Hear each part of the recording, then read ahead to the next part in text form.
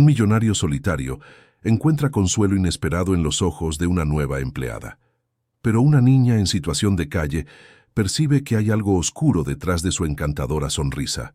Esa noche, se infiltra en la mansión para evitar una trampa que cambiaría para siempre el destino de ambos.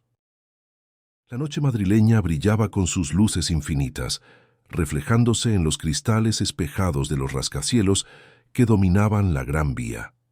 Roberto Álvarez observaba la ciudad desde su ático en el barrio de Salamanca, un vaso de whisky escocés equilibrado entre los dedos.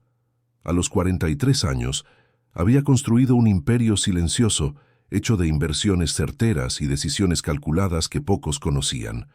Su fortuna estaba protegida no solo por cajas fuertes y sistemas de seguridad, sino por algo más valioso: discreción absoluta.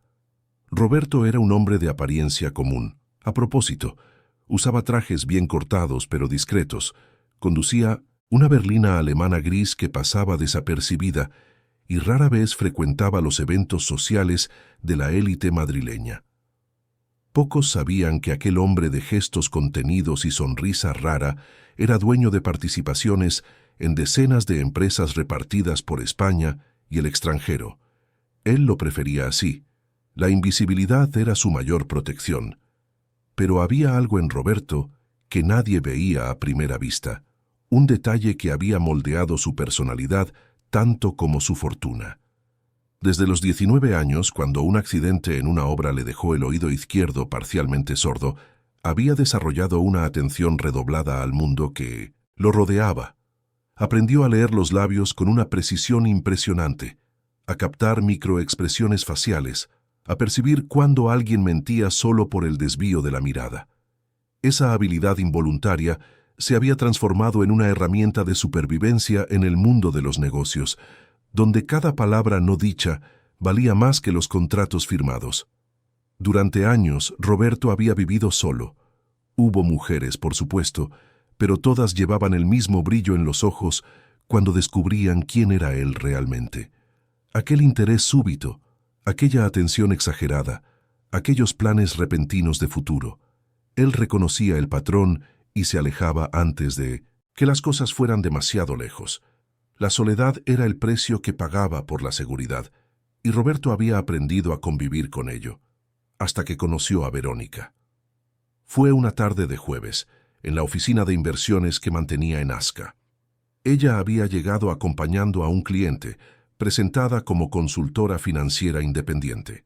Verónica Santana tenía 35 años, el pelo castaño impecablemente peinado, ojos verdes que parecían guardar historias antiguas, y una postura que mezclaba profesionalismo con una delicadeza natural. Llevaba una americana azul marino sobre una blusa de seda color crema, y cuando estrechó la mano de Roberto, su tacto fue firme pero no agresivo. Durante la reunión, Roberto se dio cuenta de que ella no lo miraba con aquel interés mercenario que tanto conocía. Verónica discutía sobre fondos de inversión con propiedad, cuestionaba las comisiones de gestión, proponía estrategias de diversificación. Era competente, centrada y parecía genuinamente desinteresada en impresionarlo personalmente. Eso lo intrigó. Cuando la reunión terminó y el cliente se fue, Roberto hizo algo que rara vez hacía.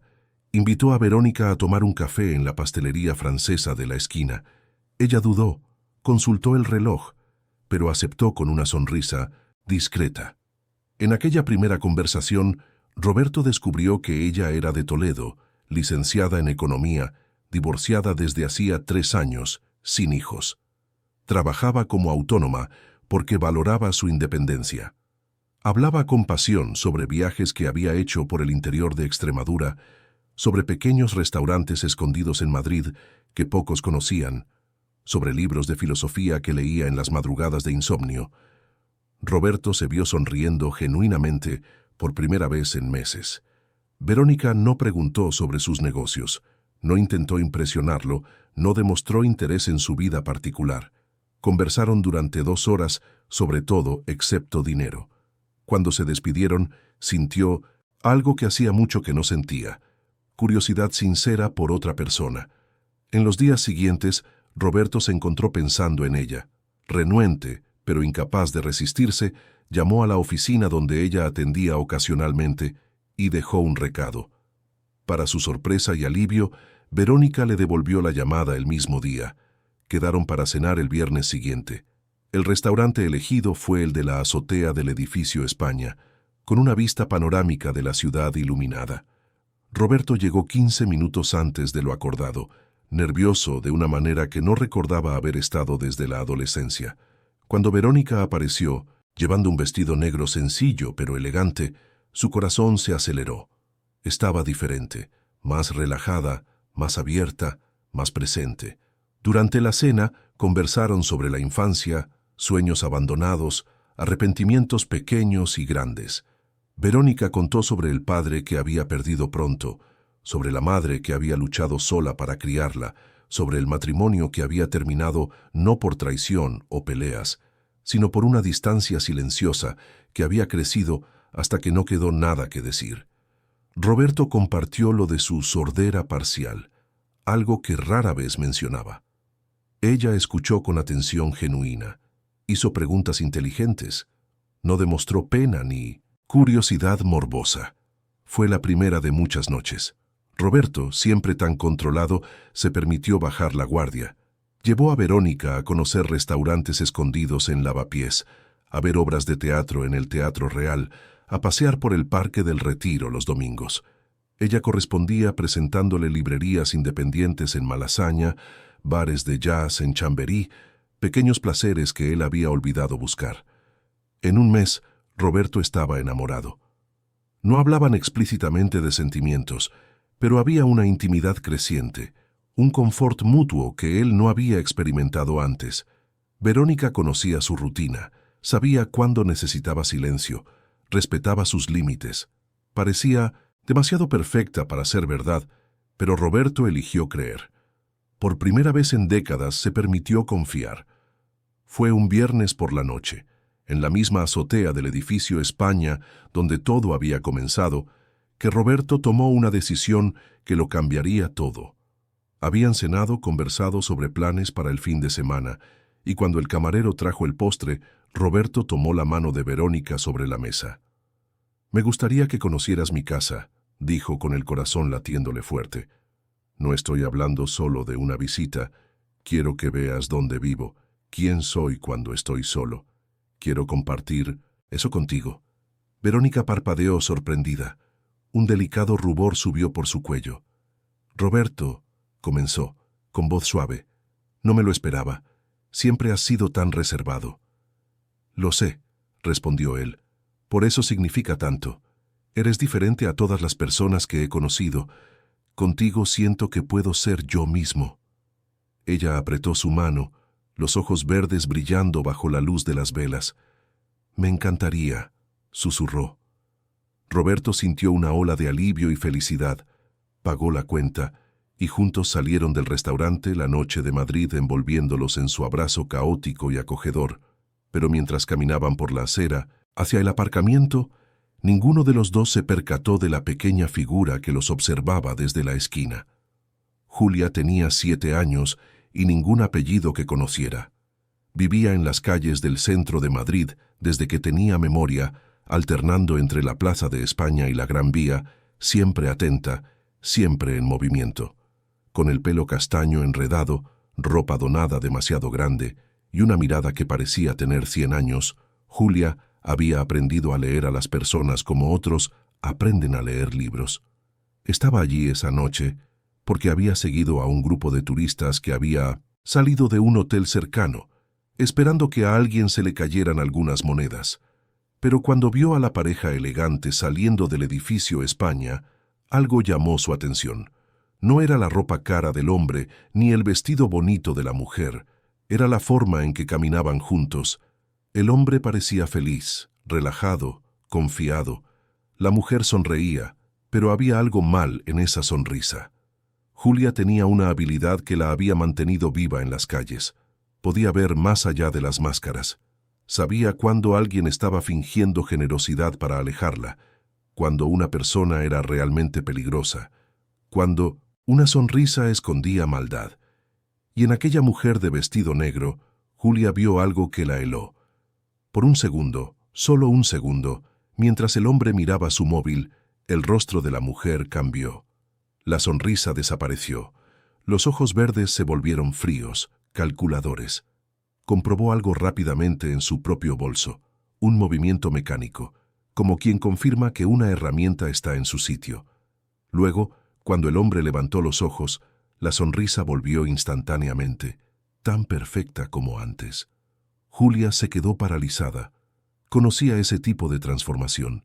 La había visto antes, en personas que fingían caridad, pero llamaban a la policía cuando los niños se acercaban demasiado, en traficantes que sonreían antes de golpear, en mujeres que seducían a hombres en el centro para robarles en callejones oscuros.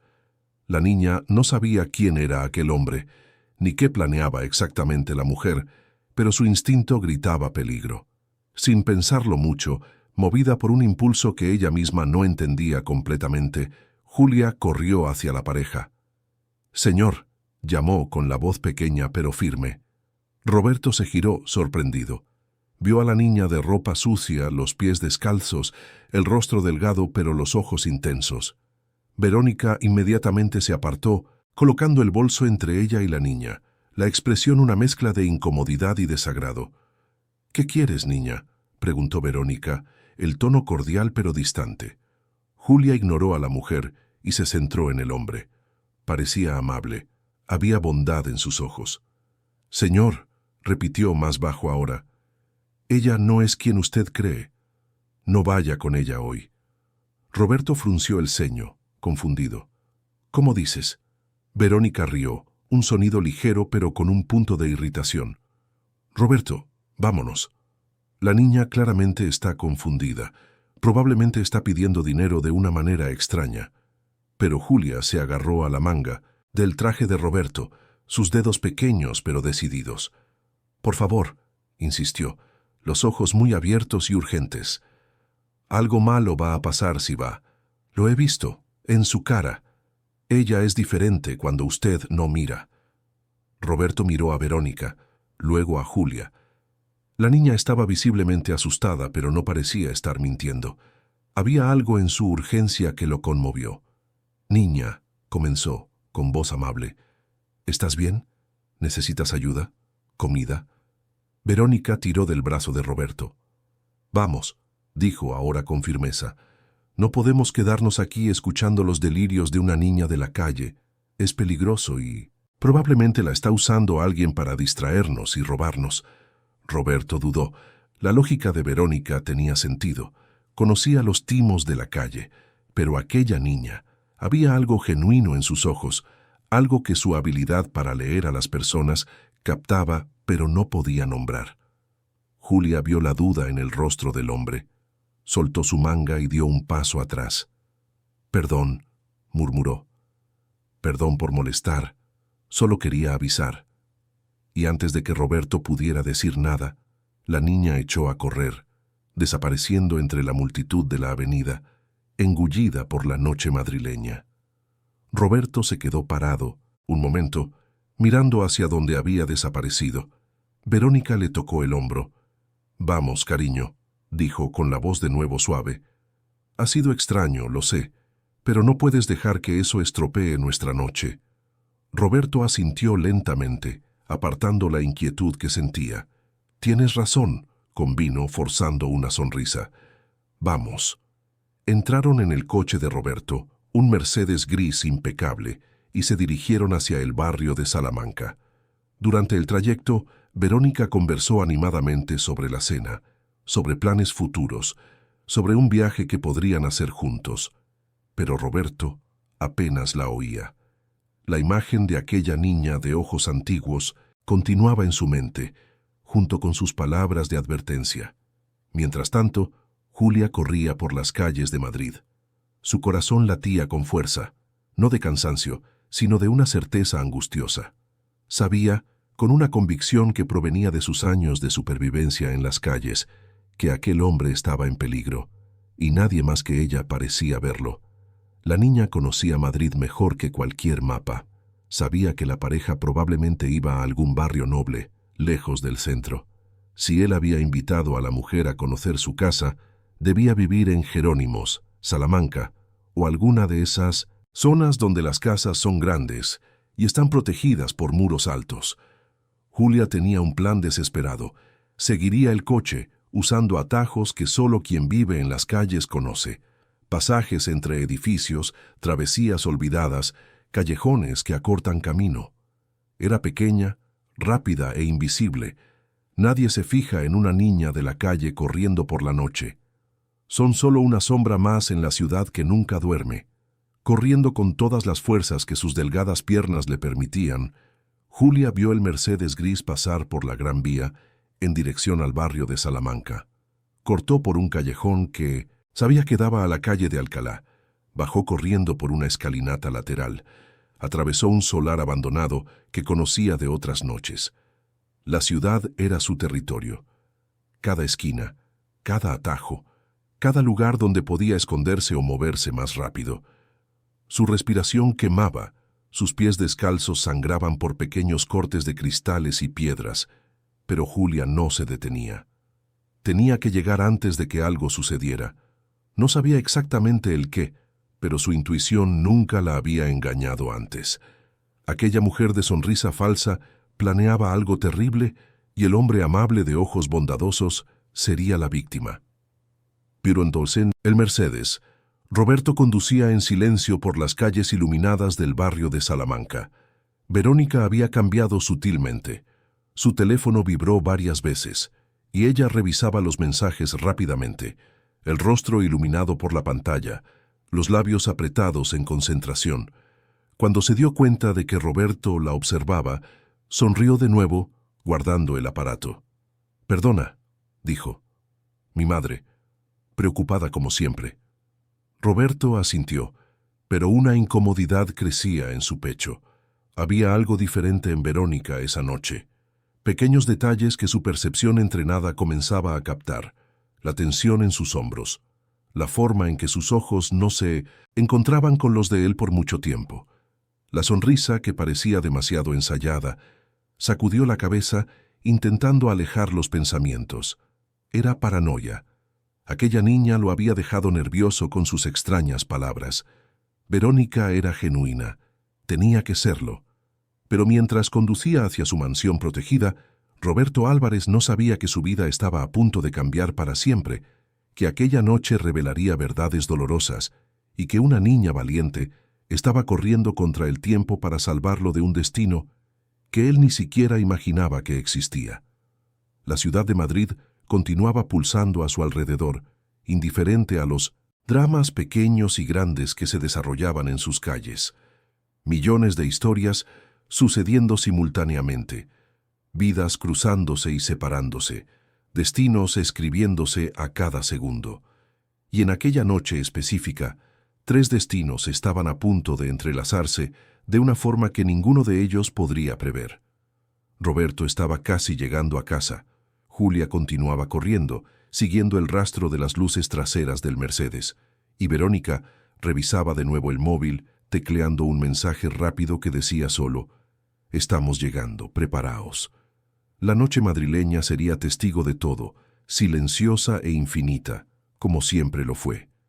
Si esta historia te ha interesado, no te olvides de suscribirte a nuestro canal y dinos desde qué ciudad nos estás viendo.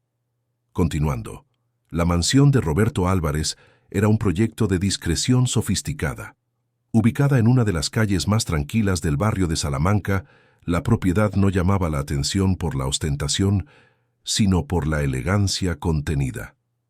Muros de 3 metros revestidos en piedra, un portón automatizado de hierro forjado pintado de negro mate, cámaras discretamente posicionadas en los ángulos estratégicos, una fortaleza moderna disfrazada de residencia elegante. El Mercedes se detuvo frente al portón. Roberto accionó el mando a distancia y las 2 hojas de hierro se abrieron silenciosamente, revelando un jardín iluminado por focos dirigidos que destacaban altas palmeras y un camino empedrado. La casa en sí tenía 2 plantas, fachada modernista con grandes ventanales de vidrio templado que durante el día ofrecían vistas al jardín interior, pero que por la noche se convertían en espejos negros que reflejaban la propia oscuridad. «Esta es mi casa», dijo Roberto, bajando del coche y abriendo la puerta para Verónica. «Nada extravagante, solo lo suficiente para un hombre que valora la privacidad». Verónica salió del coche, sus ojos verdes recorriendo la propiedad con una evaluación rápida y calculada que intentó disfrazar con una sonrisa de admiración. «Es preciosa», dijo, «exactamente como la imaginaba. Elegante, discreta, como tú». Caminaron por la entrada principal. Roberto tecleó un código en el panel electrónico junto a la maciza puerta de madera oscura. 8 dígitos. Verónica observó atentamente, memorizando el movimiento de sus dedos. La puerta se abrió con un suave clic. El interior era un estudio de minimalismo sofisticado. Suelo de madera clara, paredes blancas con algunos lienzos abstractos, elegidos más por el color que por la firma, muebles de diseño italiano discreto. El salón tenía un sofá, gris en forma de L, una chimenea eléctrica empotrada en la pared y una estantería de libros que ocupaba toda la pared opuesta. No había fotos de familia, no había objetos personales en exceso. Era el hogar de un hombre que había vivido solo durante mucho tiempo. «¿Vino?», ofreció Roberto, caminando hacia un discreto bar en la esquina del salón. «Tengo un Barolo excepcional que estaba guardando para una ocasión especial». «Perfecto», respondió Verónica, sentándose en el sofá con una gracia estudiada. «Es muy acogedor aquí, Roberto. Parece que finalmente estoy conociendo quién eres realmente». Mientras Roberto abría la botella de vino en la cocina integrada, Verónica sacó el teléfono del bolso. Sus dedos volaron sobre la pantalla en un mensaje rápido. «Dentro. Código anotado. Confirmar posición». Lo envió y guardó el aparato rápidamente cuando oyó los pasos de Roberto regresando. Fuera de la propiedad, escondida detrás de un árbol en la calle oscura, Julia intentaba recuperar el aliento. Sus pulmones ardían, sus piernas temblaban de agotamiento, pero lo había conseguido. Había seguido el coche durante casi 4 kilómetros, usando cada atajo que conocía, y había llegado solo segundos después de que el Mercedes entrara en la propiedad. La niña observó la mansión, con el corazón encogido de preocupación. Los muros eran demasiado altos para escalar, el portón estaba cerrado, había cámaras que podía ver incluso en la penumbra. ¿Cómo entraría allí? ¿Cómo podría avisar al hombre amable antes de que algo terrible sucediera? Julia comenzó a caminar alrededor de la propiedad, manteniéndose en las sombras. La calle estaba silenciosa, con solo algunas casas iluminadas y algún que otro coche pasando ocasionalmente.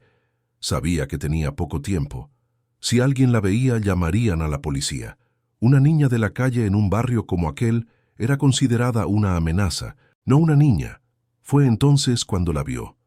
En el fondo del terreno, escondida por densas enredaderas y follaje, había una reja antigua de hierro. Parecía ser una entrada de servicio olvidada, probablemente de la época en que la casa fue construida, décadas atrás. La vegetación había crecido tanto a su alrededor que la reja era casi invisible, cubierta por hojas y ramas entrelazadas. Julia miró a su alrededor. Nadie en la calle. Rápidamente cruzó la acera y comenzó a apartar las enredaderas. La reja estaba oxidada, pero cuando tiró cedió un poco. La niña era pequeña y delgada, acostumbrada a colarse por espacios imposibles. Con esfuerzo, consiguió abrir la reja lo suficiente para pasar, arañándose los brazos con las puntas de hierro, pero ignorando el dolor. Estaba dentro. El jardín interior estaba oscuro y silencioso. Julia se movió con cuidado, evitando los caminos iluminados, manteniéndose en la sombra de los árboles y arbustos. Podía ver la casa iluminada al frente, los grandes ventanales de vidrio mostrando parte del salón. Vio al hombre sirviendo vino, a la mujer sentada en el sofá, todo pareciendo perfectamente normal y civilizado. Pero Julia lo sabía. Su instinto gritaba peligro. Se acercó a la casa agachada usando los macizos de flores como cobertura. Había una puerta lateral que probablemente daba a la cocina. Si conseguía entrar por allí sin ser vista, podría escuchar la conversación, descubrir qué planeaba la mujer, encontrar una forma de avisar al hombre.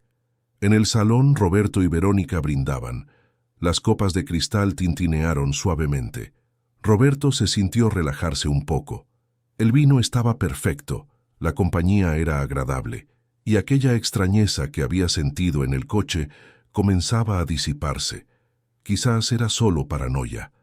Verónica bebió un sorbo, luego posó la copa en la mesita de centro. «Roberto», dijo con la voz suave pero seria, «¿puedo hacerte una pregunta personal?» «Claro», respondió él sentándose a su lado en el sofá. «¿Por qué nunca te has casado? ¿Nunca has tenido hijos? Un hombre como tú, exitoso, amable, inteligente. Pareces tan solitario a veces». Roberto miró el vino en su copa, los recuerdos danzando como los reflejos de la luz en el líquido rubí. Podría decir que fue por los negocios, por falta de tiempo. Pero sería mentira. La verdad es que aprendí a no confiar fácilmente. Mi audición parcial me enseñó a observar a las personas de forma diferente. Veo cosas que otros no ven.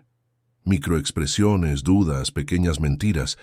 Y en todas las relaciones que he tenido, eventualmente veía el interés financiero crecer más que cualquier otra cosa. Así que dejé de intentarlo. ¿Y conmigo?, preguntó Verónica, inclinándose más cerca. ¿Ves alguna mentira? Roberto la miró. Aquellos ojos verdes tan expresivos, aquel rostro delicado, aquella aparente vulnerabilidad. No, dijo finalmente. Contigo, por primera vez en mucho tiempo, no veo nada más que sinceridad. Verónica sonrió, pero algo en esa sonrisa hizo que el corazón de Roberto se encogiera por una fracción de segundo. Ella le tocó el rostro con la mano, los dedos fríos contra su piel. «Me importas, Roberto», murmuró. «Quiero ser parte de tu vida, de verdad». Y entonces, con un movimiento natural, se inclinó y lo besó. Roberto correspondió, cerrando los ojos, permitiéndose sentir. Pero cuando abrió los ojos de nuevo, vio que Verónica estaba mirando por encima de su hombro, hacia la ventana, como si esperara algo, o a alguien. «Verónica», comenzó, apartándose suavemente. «¿Está todo bien?» Ella parpadeó, devolviéndole la atención. «Claro, cariño». «¿Por qué?» «Pareces distraída, revisando el móvil todo el tiempo mirando a la ventana. ¿Algo te preocupa?» Por un momento, solo un breve momento, la máscara cayó. Los ojos de Verónica se volvieron fríos, calculadores, irritados, pero recuperó el control instantáneamente, forzando una risa ligera. «Perdona», dijo. «Es que mi madre está enferma y me preocupo cuando no estoy cerca. Pero tienes razón. Estoy aquí contigo, debo concentrarme en esto». Roberto no dijo nada, pero algo dentro de él se rompió. Era mentira. Lo sabía. Cada instinto que había desarrollado a lo largo de los años gritaba que aquello era una mentira. Y si estaba mintiendo sobre algo tan simple, ¿sobre qué más estaría mintiendo? Antes de que pudiera verbalizar sus pensamientos, el teléfono de Verónica vibró en el bolso. Ella lo ignoró, pero vibró de nuevo, insistente. Con un suspiro de irritación mal disimulada, cogió el aparato. «Perdona, necesito contestar rápidamente. Es mi madre. Debo estar realmente preocupada». Se levantó y caminó hacia el jardín interior, visible a través de las puertas de cristal, contestando la llamada. Roberto no podía oír lo que decía, pero vio su cuerpo poniéndose tenso, sus gestos volviéndose agitados. Algo estaba definitivamente mal. Julia había conseguido entrar en la cocina por la puerta lateral. La cerradura era simple, y había aprendido en las calles Achí a abrir cerrojos básicos usando un trozo de alambre, una habilidad necesaria para la supervivencia. La cocina estaba vacía y oscura, solo iluminada por la luz que venía del salón. La niña se movió en silencio. Sus pies descalzos no hacían ruido en el suelo frío. Podía oír voces. Se acercó a la puerta que separaba la cocina del salón, escondiéndose detrás de una barra alta. Desde allí tenía una visión parcial del sofá donde el hombre estaba sentado y de la mujer que hablaba por teléfono en el jardín.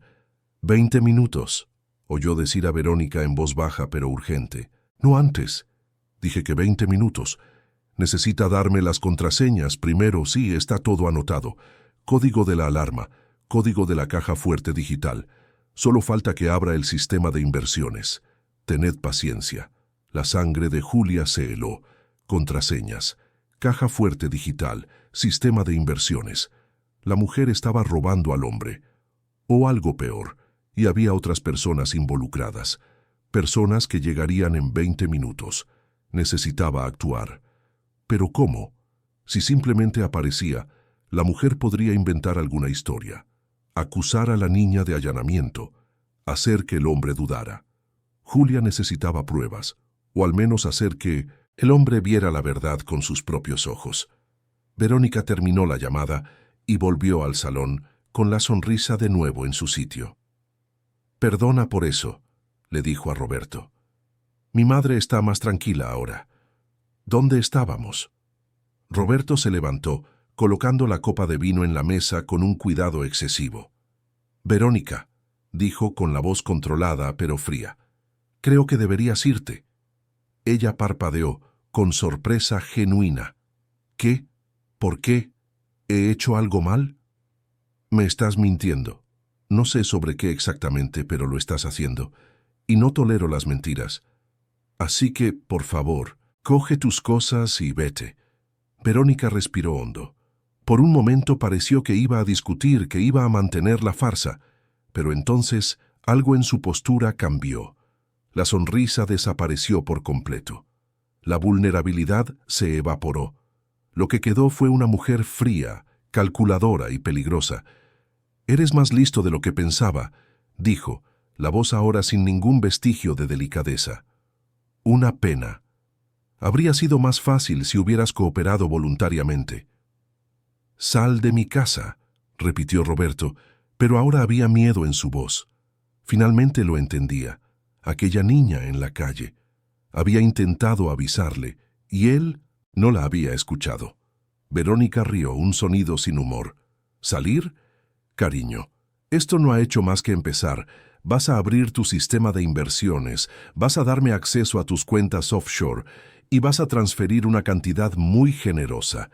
Y lo vas a hacer en los próximos 15 minutos, antes de que lleguen mis amigos, porque si no lo haces, las cosas se pondrán muy desagradables». Roberto sintió que el pánico subía, pero se forzó a mantener la calma. Era un hombre de negocios, acostumbrado a situaciones de presión. «No vas a conseguir nada», dijo. «Mi sistema tiene autenticación doble, reconocimiento facial, contraseñas que cambian cada hora. Aunque quisiera, no podría transferir nada ahora. Los bancos están cerrados, las agencias de valores están desconectadas». Verónica sacó una pequeña tableta del bolso. «No subestimes mi planificación, Roberto. Tengo hackers muy competentes esperando para sortear tus protecciones. Todo lo que necesito es que inicies el proceso. El resto lo hacen ellos». Fue en ese momento que Julia decidió actuar. No podía esperar más. Si aquellos amigos de la mujer llegaban, sería demasiado tarde. Con el corazón latiéndole fuerte, salió de detrás de la barra y entró en el salón. «Señor», dijo con la voz pequeña pero firme. Tanto Roberto como Verónica se giraron bruscamente. La expresión de Roberto fue de sorpresa y reconocimiento.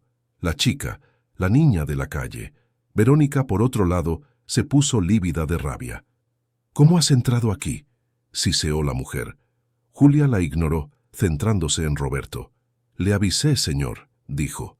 «Le avisé de que ella no era quien fingía ser. La oí por teléfono. Hay gente viniendo para acá. En 15 minutos, quizás menos. Quieren robarlo todo». Roberto miró a Julia, luego a Verónica.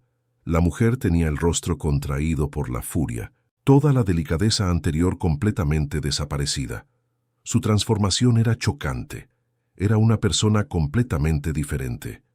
«Eres una niña entrometida», escupió Verónica avanzando hacia Julia. «No sabes con quién te estás metiendo». Pero Julia era rápida. Años viviendo en las calles le habían enseñado a moverse, a escapar, a sobrevivir. Corrió hacia el lado opuesto del salón, colocando el sofá entre ella y Verónica.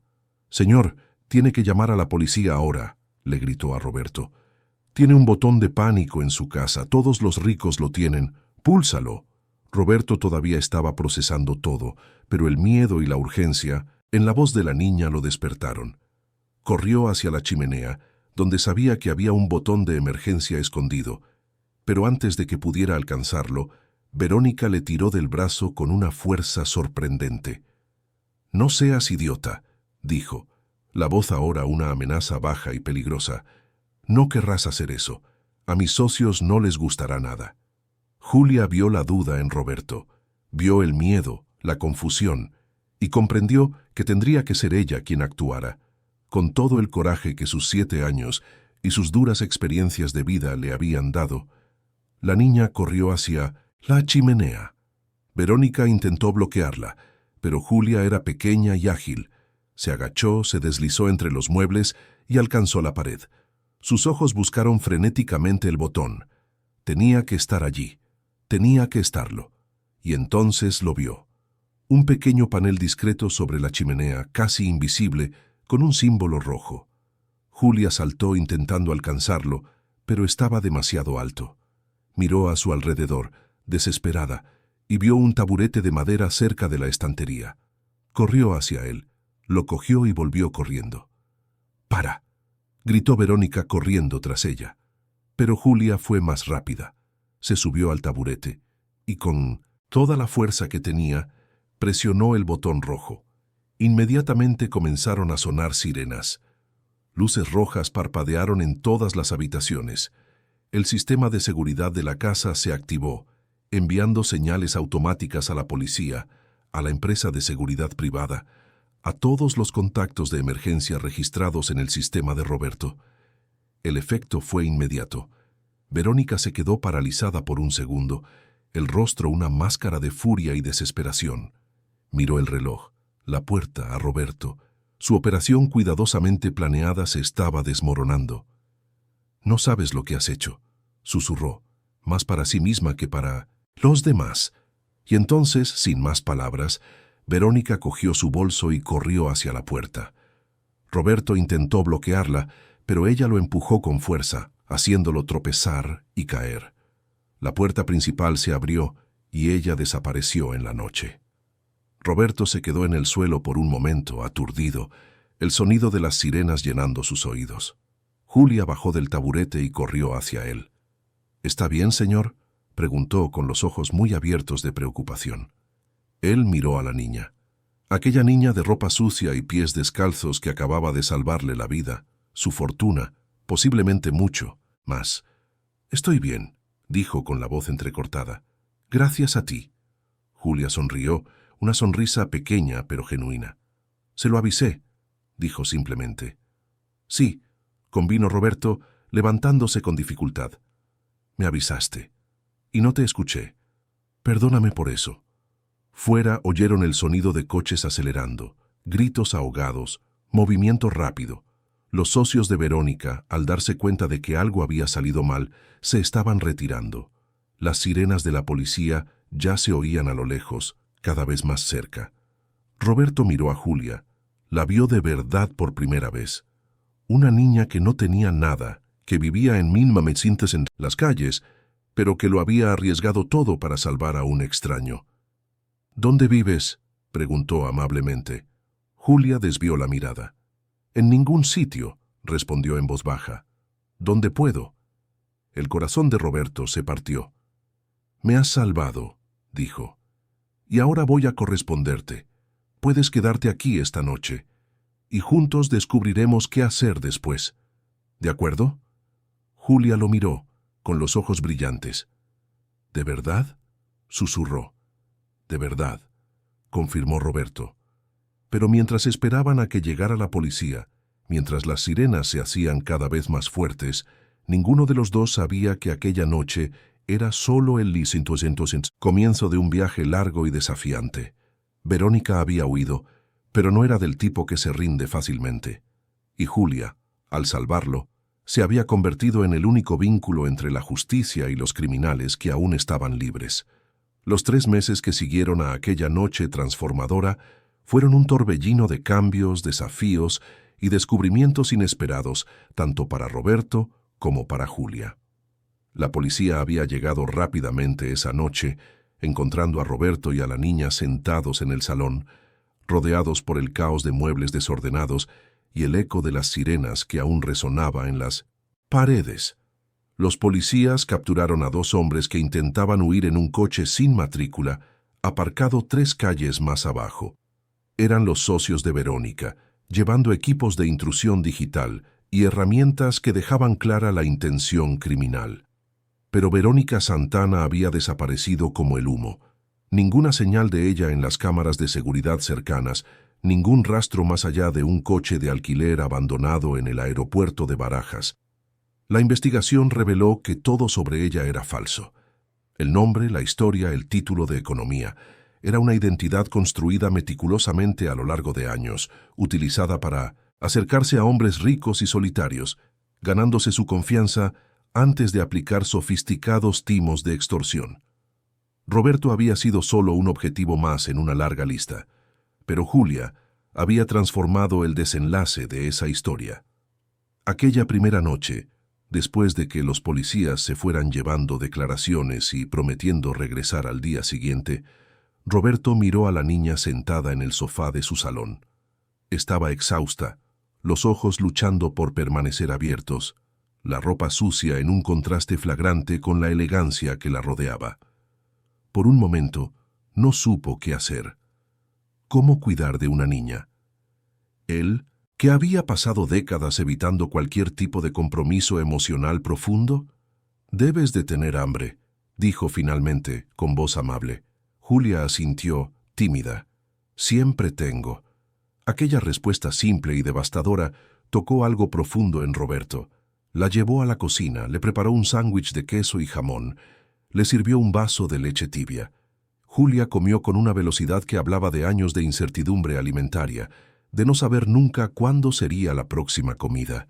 Roberto sintió un dolor agudo en el pecho observando aquello. Después de comer, la llevó a una de las habitaciones de invitados en el segundo piso. La habitación estaba impecablemente limpia pero vacía de personalidad, con muebles neutros y sábanas blancas. Julia miró a su alrededor como si estuviera en un museo, con miedo de tocar cualquier cosa. «Puedes darte una ducha si quieres», ofreció Roberto. «Tengo ropa limpia que podemos adaptar, y mañana nos encargaremos de todo lo que necesites, pero por hoy estás a salvo. Puedes descansar». Julia se volvió hacia él, los ojos brillantes de lágrimas contenidas.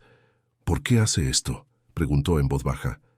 «Nadie ha hecho nunca nada por mí sin querer algo a cambio». Roberto se arrodilló para estar a su altura. «Porque me salvaste», respondió con sinceridad. «No solo mi dinero o mi casa, me salvaste de ser engañado, de creer en alguien que solo quería usarme. Lo arriesgaste todo por un extraño. ¿Cómo podría yo hacer menos por ti?». Julia no dijo nada, pero las lágrimas finalmente rodaron. Roberto, sin pensarlo mucho, la atrajo hacia un abrazo. Era extraño, torpe, él que no había abrazado a nadie en años, pero sintió a la niña temblando contra su pecho, sollozando en voz baja, y comprendió que aquel era un punto de inflexión, no solo para ella, sino también para él. En los días siguientes, Roberto transformó su rutina por completo. Contrató a una pediatra particular que examinó a Julia y diagnosticó desnutrición severa, anemia y varias pequeñas heridas que necesitaban cuidados. Compró ropa nueva, zapatillas cómodas, muñecas y libros infantiles. Convirtió la habitación de invitados en una verdadera habitación de niña, con paredes pintadas de amarillo suave, cortinas con estampados de estrellas, un escritorio blanco para estudiar. Pero la transformación más profunda estaba ocurriendo a nivel emocional. Julia, acostumbrada a no confiar en nadie, comenzaba lentamente a bajar sus defensas.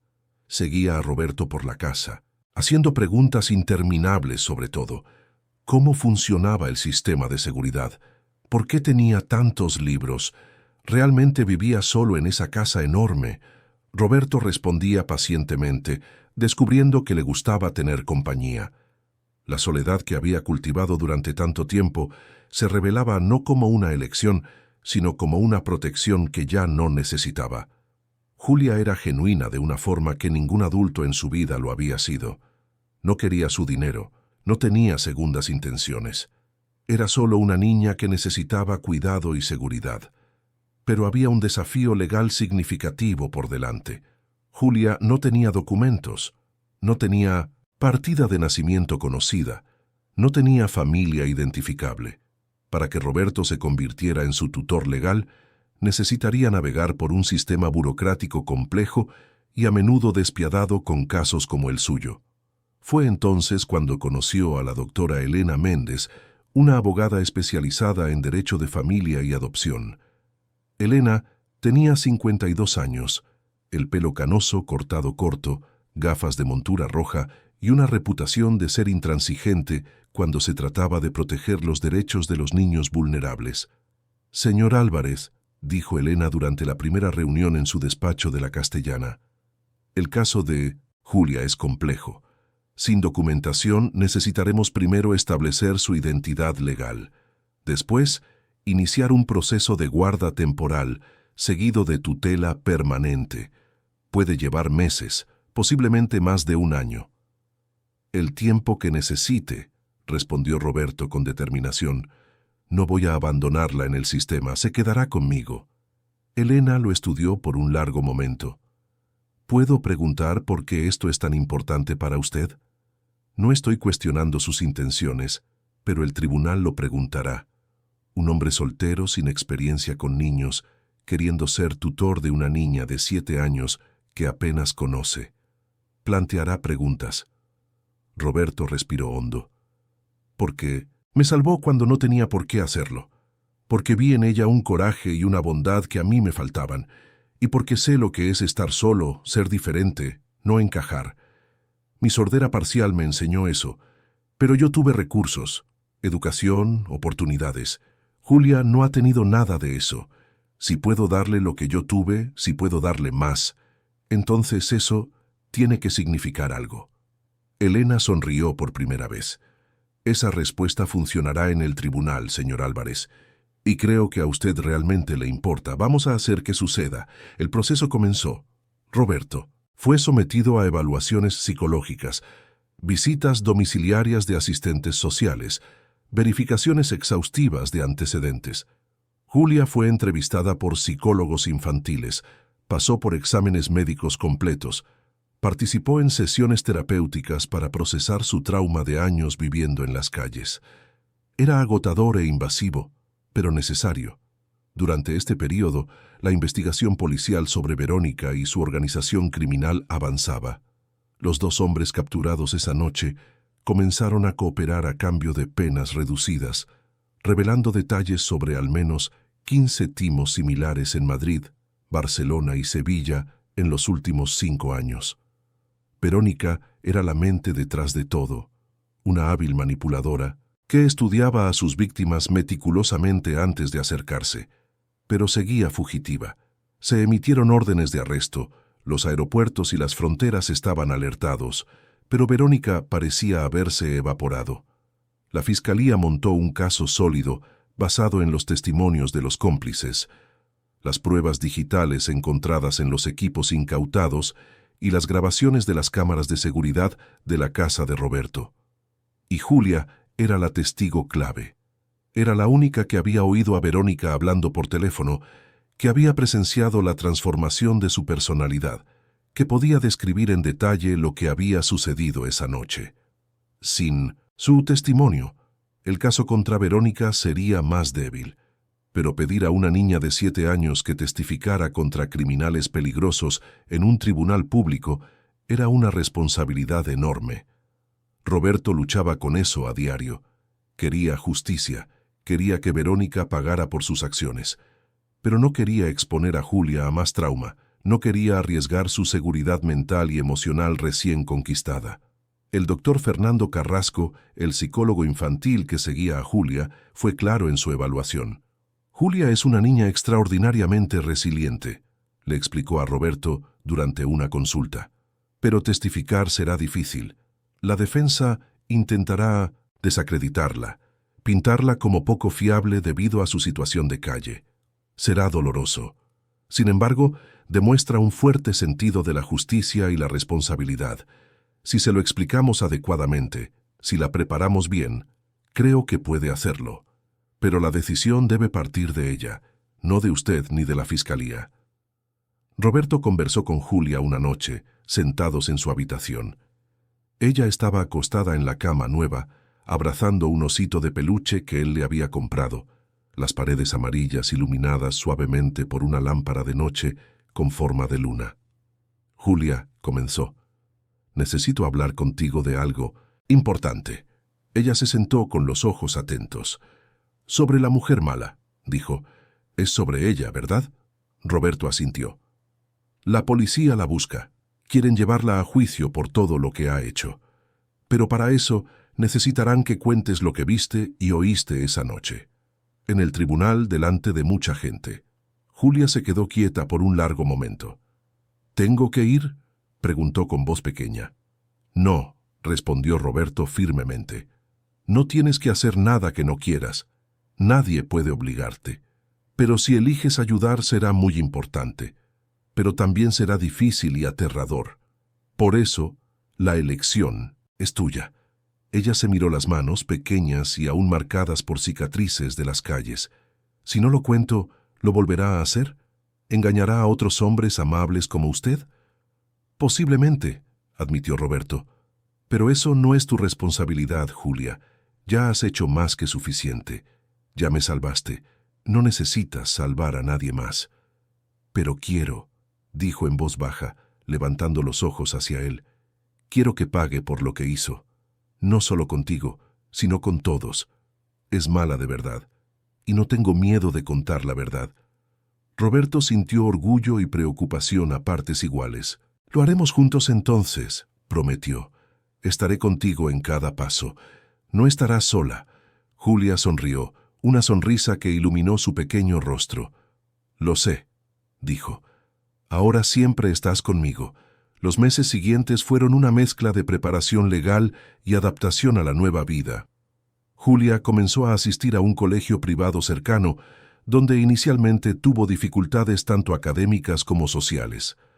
Estaba años por detrás de sus compañeros en alfabetización y matemáticas, y su experiencia en la calle la hacía diferente de los otros niños de familias acomodadas. Pero era decidida. Estudiaba horas extras con tutores que Roberto contrató, hacía cada deber con una concentración intensa, se negaba a rendirse incluso cuando era difícil. Roberto se transformó en padre sin haberlo planeado nunca. Aprendió a hacer trenzas en el pelo de Julia, a revisar las tareas escolares, a leer cuentos antes de dormir. Asistía a las reuniones de padres, ayudaba en proyectos de ciencias, la llevaba al parque los fines de semana. Su casa, antes silenciosa y vacía, se llenó de risas, preguntas interminables y una presencia que lo hacía todo más vivo. Pero la sombra del juicio inminente se cernía sobre ellos. La policía finalmente había localizado a Verónica. Había sido capturada intentando embarcar en un carguero en el puerto de Valencia, usando documentos falsos y disfrazada con una peluca rubia y gafas de sol. La detención fue ampliamente difundida en los medios y el juicio se fijó para dentro de 2 meses. A medida que la fecha se acercaba, Julia se ponía más nerviosa. Tenía pesadillas en las que Verónica la perseguía por calles oscuras, se despertaba sudando frío y llamando a Roberto. Él siempre acudía, se sentaba en su cama, le sostenía la manita hasta que volvía a dormirse. Durante el día estaba más callada, más introspectiva, el peso de la responsabilidad que había elegido asumir presionando sus pequeños hombros. La doctora Elena y el fiscal responsable del caso, el doctor Marcelo Fonseca, prepararon a Julia cuidadosamente. Simularon el ambiente del tribunal, le explicaron cómo la defensa intentaría confundirla. Le enseñaron a responder solo lo que se le preguntaba, a mantener la calma, a pedir pausas si las necesitaba. Fueron amables pero honestos sobre lo difícil que sería. Una semana antes del juicio, Roberto se sentó con Julia en el sofá del salón el mismo sofá donde todo había comenzado meses atrás. ¿Todavía quieres hacer esto?, preguntó. No hay vergüenza en cambiar de opinión. Nadie pensará menos de ti. Julia negó con la cabeza con determinación. Voy a hacerlo, dijo, porque es lo correcto, y porque tú me enseñaste que la gente buena tiene que enfrentarse a la gente mala. Si no, la gente mala siempre gana. Roberto sintió que las lágrimas le picaban en los ojos. ¿Cuándo te volviste tan sabia?, preguntó con una sonrisa temblorosa. Cuando te conocí, respondió ella simplemente, abrazándolo fuerte. La noche antes del juicio, Roberto apenas pudo dormir. Se quedó despierto mirando el techo de su habitación, escuchando los sonidos silenciosos de la casa, pensando en cómo su vida había cambiado por completo en tan poco tiempo. Él, que siempre había vivido para sí mismo, que había construido muros alrededor de su corazón, ahora amaba a esa niña valiente con una intensidad que lo asustaba. Rezó para que todo saliera bien, para que Julia encontrara la fuerza para hacer lo que tenía que hacer. La mañana del juicio se vistieron con esmero. Roberto usó su mejor traje gris oscuro. Julia llevaba un vestido azul claro que Elena había sugerido, con zapatos blancos y el pelo recogido en una trenza caprichosa que a Roberto le había llevado 20 minutos hacer. Parecía pequeña y vulnerable, pero sus ojos tenían una determinación que iba más allá de su edad. «Vamos juntos», dijo Roberto, ofreciéndole la mano. Julia la tomó, apretando fuerte. «Juntos», asintió. Y así salieron de la mansión protegida, entraron en el coche y se dirigieron hacia los juzgados de Plaza de Castilla, donde Verónica Santana esperaba su juicio y donde una niña de 7 años estaba a punto de demostrar que el coraje no tiene edad, que la verdad es más fuerte que la manipulación y que a veces las mayores victorias provienen de los lugares más improbables. Los juzgados de Plaza de Castilla eran un imponente complejo de edificios de hormigón y cristal que dominaba el paisaje urbano de esa zona de Madrid. Roberto y Julia llegaron temprano, acompañados por la doctora Elena y el doctor Fernando, el psicólogo que permanecería al lado de la niña durante todo el proceso. La sala de vistas estaba abarrotada. Periodistas ocupaban los bancos reservados a la prensa, curiosos llenaban las galerías, y en el centro de todo, detrás de una mesa de la defensa, se sentaba Verónica Santana. Estaba diferente, llevaba el pelo recogido, en un moño sencillo, un discreto traje sastre gris sin joyas, gafas de ver que probablemente ni necesitaba y una expresión de vulnerabilidad estudiada. Era una transformación calculada, un intento de parecer inofensiva ante el jurado. Pero cuando sus ojos se encontraron con los de Roberto, por una fracción de segundo, aquella mirada fría y vacía que él había visto esa noche regresó brevemente antes de que ella desviara la vista. Roberto se sentó en los bancos reservados para los testigos, con Julia a su lado, la manita de ella apretando la suya con fuerza. Estaba pálida, sus grandes ojos observando todo a su alrededor con una mezcla de miedo y determinación. Elena se inclinó y le susurró algo tranquilizador al oído. La niña asintió, pero su cuerpo permanecía tenso. El juez entró, un hombre de unos 60 años con el pelo canoso y una expresión severa pero justa. Todos se pusieron de pie. Se abrió la sesión. El fiscal, el doctor Marcelo Fonseca, un abogado de 45 años conocido por su elocuencia y su meticulosa preparación, presentó el caso. Describió en detalle la operación criminal de Verónica, los 15 timos documentados, las vidas arruinadas, las fortunas robadas a través de la manipulación emocional y la extorsión sofisticada. Los 2 cómplices ya habían sido juzgados y condenados en procesos separados. Sus testimonios grabados fueron presentados como prueba, describiendo a Verónica como la líder indiscutible de la operación, la mente estratégica detrás de cada golpe. Se mostraron pruebas digitales, incluyendo mensajes intercambiados entre ella y los cómplices, registros bancarios de transferencias sospechosas, grabaciones de cámaras de seguridad de otros casos similares.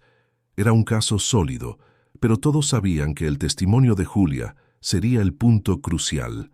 Era la única testigo directa del intento de estafa en casa de Roberto, la única que había oído a Verónica coordinando el ataque por teléfono, la única que podía describir con autenticidad la transformación de la personalidad de la acusada.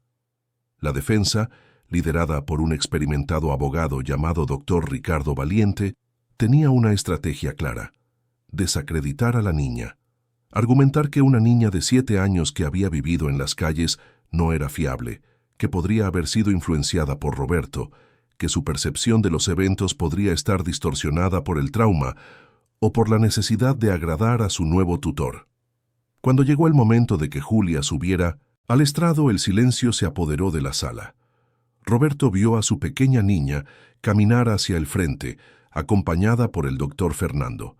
Parecía aún más pequeña en ese ambiente formal e intimidatorio. El juez ajustó el micrófono a su altura, le habló en un tono amable, le explicó que debía decir solo la verdad y que podía pedir pausas cuando las necesitara. El doctor Marcelo, el fiscal, comenzó con preguntas sencillas y amables. ¿Cuál es tu nombre completo? ¿Dónde vives ahora? ¿Cómo conociste al señor Álvarez? Julia respondió con voz baja pero clara, ganando confianza gradualmente. Describió su vida en las calles, sin autocompasión pero con una honestidad conmovedora. Habló de cómo había aprendido a observar a las personas, a reconocer el peligro, a confiar en sus instintos para sobrevivir. Entonces, el fiscal preguntó sobre aquella noche. Julia cerró los ojos por un momento, respiró hondo y comenzó a contar. Su voz se hizo más firme a medida que hablaba. Describió haber visto a la pareja en el restaurante, la transformación en el rostro de Verónica cuando Roberto no miraba, el destello de frialdad y cálculo que la había asustado. Describió haber seguido el coche, haber entrado en la mansión, haberse escondido en la cocina. Y entonces, con una calma que sorprendió a todos en la sala, Julia repitió palabra por palabra lo que había oído decir a Verónica por teléfono. 20 minutos. No antes. Dije que 20 minutos. Necesita darme las contraseñas primero. Sí, está todo anotado. Código de la alarma, código de la caja fuerte digital. Solo falta que abra el sistema de inversiones. Tened paciencia. El silencio en la sala era absoluto. Julia continuó, describiendo cómo entró en el salón, cómo intentó avisar a Roberto, cómo Verónica se transformó por completo ante ella, revelando su verdadera naturaleza, cómo ella, una niña de 7 años, tomó la decisión de activar el botón de pánico porque sabía que nadie más lo haría a tiempo. Cuando el fiscal terminó, fue el turno de la defensa. El doctor Ricardo se levantó, se ajustó las gafas y se acercó a Julia con una sonrisa que intentaba ser amistosa, pero que traslucía condescendencia. «Julia», comenzó, usando un tono excesivamente amable que ella inmediatamente desconfió. «Has vivido en la calle mucho tiempo, ¿verdad? Debió de ser muy difícil. Probablemente viste muchas cosas malas, gente mala. ¿No será que estás confundiendo lo que viste esa noche con otras cosas que viste antes?» Julia lo miró directamente. «No estoy confundiendo nada», respondió con una firmeza sorprendente. «Sé lo que vi, sé lo que oí, y sé reconocer cuando alguien finge ser bueno, pero es malo por dentro. La señora de allí», señaló a Verónica, «es muy buena fingiendo. Pero yo vi quién es realmente». El abogado intentó otro enfoque. «Pero tenías hambre, estabas cansada, asustada. Quizás tus emociones te hicieron imaginar cosas que no sucedieron exactamente como las recuerdas». Julia negó con la cabeza. «Tenía hambre y estaba cansada porque siempre lo estoy, pero eso no cambió lo que vi. Oí sus palabras, sé lo que significaban y usted no estaba allí». «Yo sí». Hubo un murmullo de discreta aprobación en las galerías. El juez golpeó con el mazo pidiendo silencio. El abogado defensor intentó varias otras tácticas. Sugirió que Roberto podría haber influenciado el testimonio de Julia. Insinuó que estaba demasiado agradecida al hombre que la había acogido y que por eso inventaría cualquier historia para protegerlo. Cuestionó detalles específicos de sus recuerdos, tratando de encontrar inconsistencias, pero Julia se mantuvo firme. Para cada pregunta capciosa, tenía una respuesta clara. Para cada insinuación, tenía una refutación tranquila pero decidida. No era solo una niña de 7 años, era alguien que había vivido más de lo que muchos adultos vivirían en toda una vida, que había desarrollado una sabiduría nacida de la necesidad y que poseía una integridad inquebrantable. Después de una hora de interrogatorio, el abogado defensor finalmente se rindió. No tenía más preguntas. Julia bajó del estrado, las piernas temblándole ahora que la adrenalina comenzaba a pasar. Roberto se encontró con ella en el pasillo, se arrodilló y la abrazó fuerte. «Has estado increíble», susurró. «Tan valiente, tan fuerte. Estoy muy orgulloso de ti». Julia comenzó a llorar, permitiendo finalmente que toda la tensión contenida se escapara. «Tenía tanto miedo», sollozó contra su hombro. «Pero recordé que dijiste que la verdad siempre es más fuerte que la mentira. Así que conté la verdad. Y la verdad fue suficiente», aseguró Roberto. El juicio continuó durante 3 días más. Se llamaron a otros testigos, los expertos presentaron análisis, las pruebas se debatieron exhaustivamente. Pero todos sabían que el momento decisivo había sido el testimonio de Julia. Aquella niña pequeña y valiente que había mirado a los ojos de la manipuladora y no había parpadeado. Cuando llegó el momento de las conclusiones finales, el doctor Marcelo pronunció un discurso apasionado sobre la justicia, sobre proteger a los vulnerables, sobre detener a los depredadores que usaban las emociones humanas como armas. Señaló a Julia, sentada tranquilamente al lado de Roberto, y dijo que si una niña de 7 años que no tenía nada podía tener el coraje de enfrentarse a criminales, entonces el sistema de justicia ciertamente podría tener el coraje de condenarlos. La defensa argumentó que Verónica había sido víctima de las circunstancias, que tenía problemas psicológicos no tratados, que merecía tratamiento en lugar de prisión. Fue un argumento débil frente a las pruebas abrumadoras y el testimonio devastador. El jurado deliberó durante 6 horas. Cuando regresaron, sus expresiones eran serias pero decididas. Se leyó el veredicto: culpable de todos los cargos. Extorsión agravada, asociación ilícita, falsedad documental, tentativa de robo con violencia. La sentencia se leyó una semana después. 15 años de prisión, sin posibilidad de libertad condicional antes de cumplir al menos 2/3 de la pena. Verónica recibió la sentencia sin expresión, pero cuando los agentes judiciales se la llevaban, miró una última vez a Julia. Había odio en esa mirada. Pero también algo más: reconocimiento. Había sido derrotada no por investigadores experimentados o abogados brillantes, sino por una niña que había visto a través de sus máscaras cuidadosamente construidas. Fuera del tribunal, los reporteros rodearon a Roberto y Julia, haciendo preguntas, pidiendo declaraciones. Elena los apartó amablemente, explicando que la niña ya había pasado por suficiente. Entraron en el coche y condujeron de vuelta a casa en un silencio contemplativo. «Se acabó», dijo Julia en voz baja mientras miraba por la ventana la ciudad que pasaba. «Sí», convino Roberto, «se acabó. Has sido muy valiente, Julia, más de lo que yo podría ser jamás». Ella se volvió hacia él. «Pero tú me enseñaste a ser valiente. Antes de conocerte, solo sabía sobrevivir. Tú me enseñaste que puedo hacer más que eso. Puedo ayudar a otras personas. Puedo marcar la diferencia». Roberto sintió que las lágrimas le picaban de nuevo en los ojos. Había llorado más en los últimos meses que en toda su vida adulta. Julia había roto todas sus defensas, le había enseñado que la vulnerabilidad no era debilidad, que el amor no era peligro. 2 semanas después, el proceso de tutela permanente finalizó. En una audiencia mucho más alegre e informal, el juez firmó los documentos que hacían de Roberto Álvarez el tutor legal de Julia María Álvarez. Sí, había elegido un segundo nombre y adoptado su apellido. Era oficial. Eran una familia. Pero Roberto sabía que aún quedaba trabajo por hacer.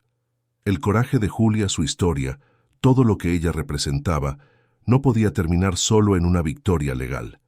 Inspirado por ella, tomó una decisión que cambiaría muchas vidas además de las suyas.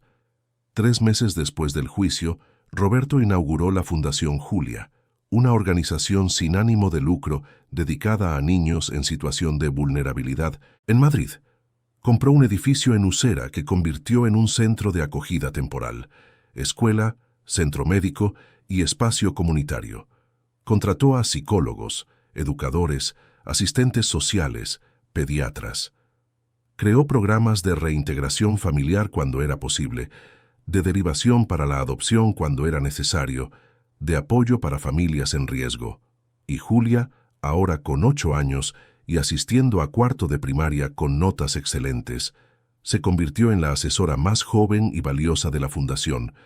Participaba en reuniones de planificación, compartía su experiencia sobre lo que los niños de la calle realmente necesitaban, ayudaba a dar forma a programas que ofrecían no solo techo y comida, sino dignidad, respeto y esperanza. Un año después de aquella noche transformadora, Roberto y Julia visitaron el callejón donde ella solía dormir en el centro de Madrid. Era una tarde de sábado soleada. El callejón estaba vacío, solo basura y grafitis en las paredes, pero para Julia era el lugar donde su viaje había comenzado. Solía tener tanto miedo aquí, dijo en voz baja, sosteniendo la mano de Roberto.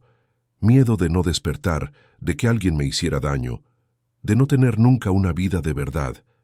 Creía que iba a morir, en la calle, olvidada.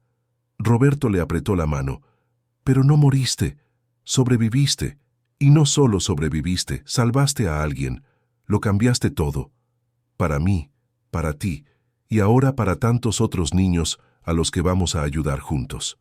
Julia lo miró, sus ojos ya no asustados sino brillantes de propósito. ¿Crees que conseguimos marcar la diferencia? ¿De verdad? Ya lo estamos haciendo, aseguró Roberto. Cada día, cada niño al que ayudamos, cada vida que tocamos. Me mostraste que una persona pequeña puede hacer cosas enormes si tiene coraje. Y ahora vamos a esparcir ese coraje. Salieron juntos del callejón padre e hija no por sangre sino por elección, unidos por un destino improbable que había comenzado con una advertencia susurrada y había terminado con una transformación que resonaría por generaciones. La niña que había sido invisible se había convertido en una luz. El hombre que había vivido aislado había aprendido que la conexión era su mayor tesoro. Madrid continuaba pulsando a su alrededor, indiferente y eterna. Pero en un pequeño rincón de esa inmensa ciudad, 2 vidas entrelazadas demostraban que la esperanza no es un lujo, es una necesidad, que el coraje no tiene edad, que la familia es a quien elegimos amar, y que a veces la persona que te salva es aquella que, a los ojos del mundo, más necesitaría ser salvada. La historia de Roberto y Julia era solo una entre millones que sucedían en esa ciudad todos los días. Pero era una historia que importaba, una historia que demostraba que los finales felices no solo son posibles, sino que se construyen con elecciones valientes, amor incondicional y la creencia inquebrantable de que cada vida tiene un valor inconmensurable. 3 años después, el día de su 11º cumpleaños, Julia pronunció un discurso en la inauguración del 4º centro de acogida de la Fundación Julia, que ahora operaba en varias zonas de Madrid. Se subió al pequeño escenario, ya no como la niña asustada de ropa sucia, sino como una joven segura de sí misma, inteligente y compasiva, vistiendo el uniforme de su colegio y sosteniendo un micrófono. Sé lo que es no tener nada, dijo a la audiencia de donantes, voluntarios y beneficiarios. Sé lo que es dormir con miedo, despertarse con hambre, vivir siendo invisible. Pero también sé lo que es que te vean, que te quieran, que crean en ti. Un hombre amable me dio eso cuando no tenía ninguna razón para hacerlo. Y ahora juntos se lo estamos dando a otros niños. Porque todo el mundo merece ser visto. Todo el mundo merece tener esperanza. Y todo el mundo puede marcar la diferencia si elige hacerlo. La audiencia aplaudió de pie. Roberto, observando desde el fondo de la sala, lloró abiertamente, sin vergüenza. Esa era su hija, su mayor logro, su redención. y el comienzo de un legado que superaría cualquier fortuna que pudiera haber acumulado. La vida que había comenzado con un timo casi exitoso se había transformado en una historia de amor, coraje y redención que tocaría miles de vidas en los años venideros, demostrando que los peores momentos pueden ser el comienzo de los mejores capítulos, que la oscuridad siempre precede a la luz y que los milagros ocurren cuando los corazones valientes deciden actuar. Fin de la historia. Queridos oyentes, esperamos que la historia de Roberto y Julia haya tocado profundamente vuestro corazón. Si os habéis emocionado con el viaje de esta niña valiente y de este hombre que aprendió a amar de nuevo, dejad vuestro like aquí abajo, suscribíos a nuestro canal y contadnos en los comentarios. ¿Qué momento os ha marcado más? ¿Fue el coraje de Julia al enfrentar el peligro? ¿Fue el amor creciente de Roberto? ¿Fue la victoria en el tribunal o la creación de la fundación? Todos los días traemos historias intensas como esta, narrativas que revelan el lado más profundo y verdadero del alma humana, que muestran que la esperanza, el amor y el coraje pueden transformar vidas por completo. Os esperamos en el próximo episodio con otra historia que removerá vuestras emociones y os hará creer que los finales felices son posibles. Hasta entonces,